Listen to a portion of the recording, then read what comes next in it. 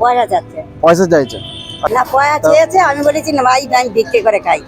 আচ্ছা মিথ্যে কথা বলে লাভ কি হবে? আচ্ছা, তুমি কোথায় যাবে? আমি যাবো তো সেই পলিরহাট, কিন্তু এখান থেকে রাজারহাট লেবে গেলি, হ্যাঁ ওখান থেকে চৌমাথায় লাভলে না, ওখানে বসে থাকবো। আচ্ছা। এবার পলিরহাটের গাড়ি আসবে, চলে যাবো।